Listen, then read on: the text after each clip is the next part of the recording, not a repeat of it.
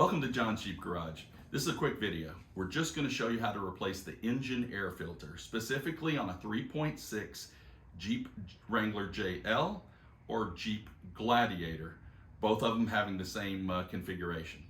All right, now let me tell you what tools you're going to need. First of all, you're going to need a 10 millimeter. Now this 10 millimeter is going to help you remove your air intake hose so it loosens up. You're going to need an 8 millimeter, and the 8 millimeter is going to help you remove the worm band just that's attached to the filter housing box. And now on your filter housing box itself, there's three tools you could use. We're just going to use an 8 millimeter socket. You can use a Phillips screwdriver, you can use a flathead screwdriver, or you can use an 8 millimeter socket. No matter which one you use, make sure it's long enough, because you do have to go down about 6 inches on the rear side of the box, and we'll show you that as well. There's many type of air filters you can use. There's the Wix, there's the Napa, there's the Premium Guard, there's Fram, of course. This one is the Premium Guard PA99455. I'll put that on the video so you can see the specifics. I'll put the Napa number and the Wix number as well. Besides that, really this is just about removing and replacing. Look at your owner's manual on how often you should replace it. For me, I'm doing it at about 7,000 miles, but I have really taken it off road and been on sandy beaches and dirt and dust, and I do things a little bit before they're due. So we'll show you a picture of the owner's manual for the 2023 Jeep Gladiator Rubicon, and show you how to access it on yours. All right, thank you for watching. All right, let's look at the setup. So your air intake is here.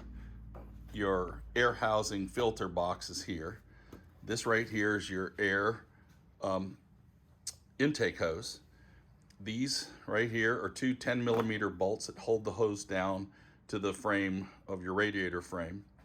The air intake hose is connected to your manifold, as well as it's connected to your air intake box by a worm screw with an 8 millimeter. And then you have two electrical connections here. The way I do it is I take the box, the screws out of the box, and then I remove these two bolts, and I just try to lift up slightly where I can maneuver. But if you need to, that 8 millimeter I talked about earlier, you can go ahead and remove the air intake hose, separate it, lift it up and separate it, and that way you can take the whole cover off and inspect everything. Let's just look at the number of screws that you have. Now notice, I'm gonna get a little close up here. You can either go 8 millimeter, you can go flathead screwdriver, or you can actually use a Phillips screwdriver. And you have 4 of these. 1 right there, 2 on that side, 3, and then at the top, 4.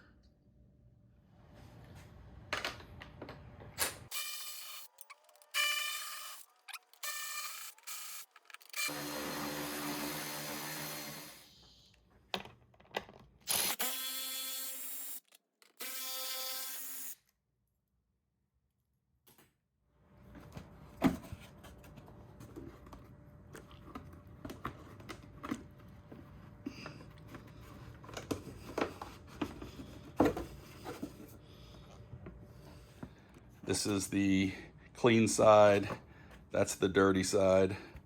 Could have gone longer, yes, but as I said, I've been going through some sandy area. It's hard to see what's in there, but I'm changing it.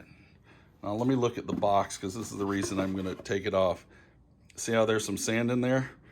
So another reason I'm gonna take this off and vacuum that out. To do this, I'm just getting the screw right here, 8 millimeter. From the worm screw, so I can loosen that up and then pull that apart so I can pull that off. This looks okay, but I want to vacuum out and clean up that sand that's in there.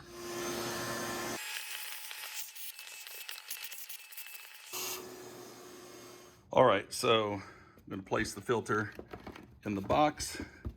Snug fit, make sure it's all the way around. Now I'm going to go ahead and replace the housing cover, connect it to here, tighten the 8mm down, and then put everything back together as we shared earlier.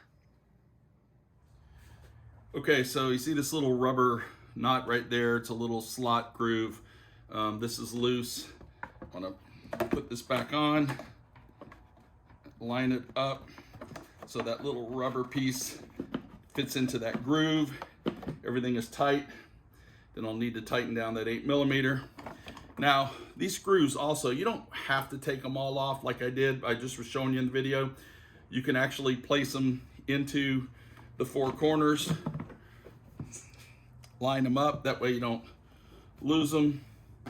And then we're gonna tighten them down.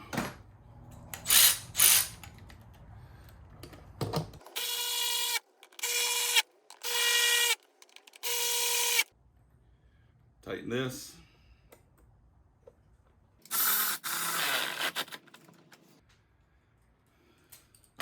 Then we have these two 10mm bolt heads that we need to tighten.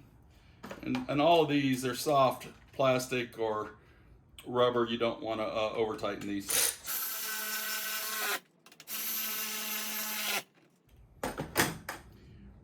And now we're done. That's a wrap. Just a couple things to note. I will put it in the video, but the owner's manual on this really says change your air filter every 30,000 miles. And that's a standard. So you see 30, 60, 90. But if you're just driving it on the street, I understand. For me, you saw the sand that was in there. You saw that I take it off-roading and there is more wear, and you will see, depending on what item that you're servicing on your Jeep, you may have to do it more frequently because of the type of driving conditions you're in. So 7,000 miles may be a little premature for some. Wasn't that aggressive on my air filter, but I went ahead and for 20 bucks, changed it anyway. If you like this video, please consider subscribing to our channel. We really appreciate you watching. Thank you.